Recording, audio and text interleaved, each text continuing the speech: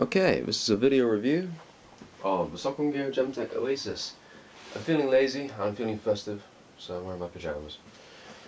Comes in a box, plain on one side, got the standard picture on that side, marketed by Gemtech, Mabel, and Socom Gear.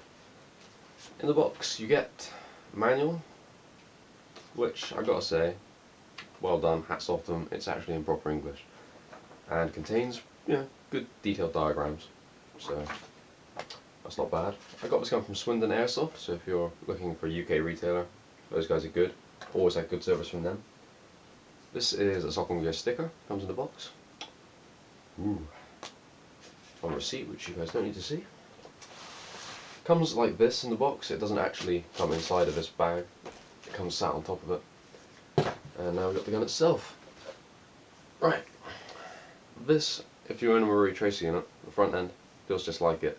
Front end is metal, front side's plastic, back side it's metal, so back rear assembly and the frame and the grips all ABS plastic, much like KJ Works Ruger Mark 1. If you're like me and you want something which is solid, this gun's mag, there is no play. There's not even half a millimeter of play in the mag. The only flaw of the magazine that I found is that small O-ring. I don't know if you can see it, there's a tiny little O-ring really far in there. If you push the gas in, it sometimes gets stuck to the outside, but you can rectify that with some silicone oil, just drop it on. Mag release down here, just like the real thing. Magazine holds 18 rounds, absolute maximum, but when you put the 18th round in, the follower doesn't seat correctly and you can't fire it, so its actual capacity for practical purposes is 17 rounds. The follower is nice and smooth, everything on the magazine nice and streamlined. These are very easy to put in a pouch, so if you've got a tack vest, these are great. Gas efficiency, I've only owned it about 2 days now, fired at maybe 10 minutes worth. I got through 2 full mags, easily on one fill, and I'm in England at the moment and it's December. It's just been snowing outside, it's cold out there. Overall, mag, solid metal construction except for the follower. They take normal KJ Works Ruger mags, Mark 1s. The only flaw of the magazine that I could have thought of, it's just personal preference, these edges here, extremely sharp, so watch your fingers on those. The gun itself doesn't have much wobble. The only wobbly part that I've encountered is that. But it's very, it's a small wobble. It's like half a mil of give between where the mock ejection port is. This is a non-blowback, so, don't expect any movement or any recoil. But gun itself, no wobbles. This suppressor, this is a European model, and as far as I'm aware, I haven't disassembled it.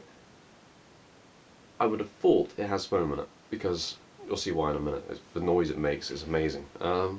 This bit here, you got your safety, just like on a normal Ruger, just like on the real steel.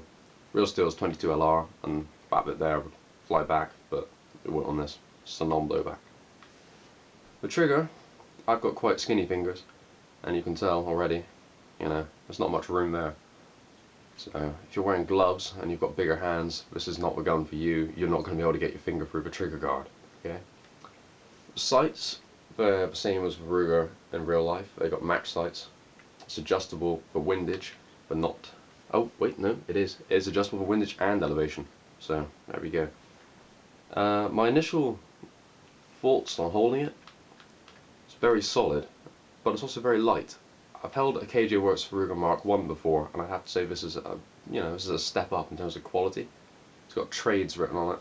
I say written, they're actually laser edged in proper, nice bit of trade. It says Oasis .22 LR, Gemtech, BioSE ID, and it gives you a little serial number here and here, and it's also got the Gemtech, and also there as well. So yeah, a little emblem. Grips, not bad. The grip angle, similar to a Luger or an Ambu pistol. It's a bit more shallow. It's a shallower grip angle than a 1911 or a Glock, which leads me on to my next thing as well. I'm going to do a little comparison of this thing. I'm not going to disassemble it, but there's disassembly videos out there which relate to this as well, because KJ Works Mark 1, it takes down the exact same way. Trigger, no play sideways, nice steel pins, works well. Front assembly you can bring off with an Allen key, and you have to use a small hex or Allen wrench or key, whatever you call it in your country. That's for adjusting the hop up. You turn it right to adjust it. Okay, because I'm pretty sure it's a right-handed thread. Hop up on this thing is my only real dislike with a gun. You have to have a tool with you, and it's a very small tool. I wouldn't say it was a good idea. I would have preferred it if they had, you know, disassemble and then change the hop up, or if they'd incorporated a different method of doing it. Namely because it's just fiddly, and having to carry small Allen keys around is a bit of a pain in the ass, but yeah, apart from that, it's a good bit of kit. I will show you quickly what I mean about the noise, okay? This is gonna surprise a lot of people. It's full of propane at the moment, green gas, and FPS wise, I would have to say it's a lot more powerful than a Marui or a KSC Glock. This is my Marui Glock 17. It's totally stock. I've got propane in here. This is just the noise test. Listen to this. Alright. Okay. Same thing again, right? Propane. Now you're listening to this. That is a quiet gun, okay? If you're doing woodland, this is a great bit of kit. Upgrade potential? Hop-up rubber. That's the first thing I'm going to change. I'm going to change it to a hard hop-up rubber. I don't think it's got a hard enough hop rubber. It doesn't really seem to have much effect, and you're going to need a hard hop-up rubber.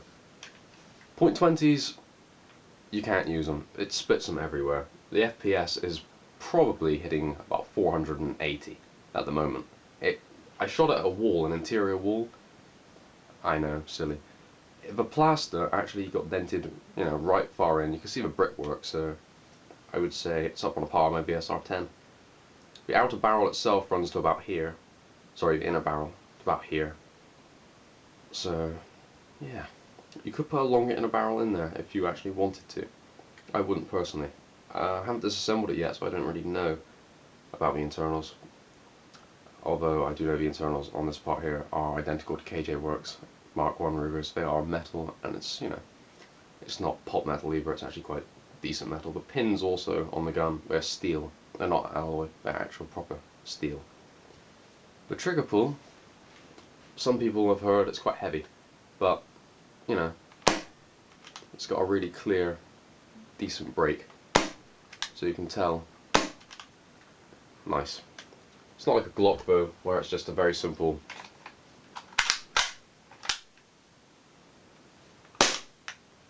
straightforward whack. You have to pull it quite a lot further. The trigger pull's a lot heavier. To give you a weight comparison, weight from 0. The Glock weighs in at 700 grams. This thing, this is a Marui Glock by the way, totally standard. Okay, the Socom Gear Gemtech, 654, 652. So a few grams lighter. But it feels very balanced, it's very pointable. It's not, you know, it's not one of those cumbersome guns where you're going to think, oh, no.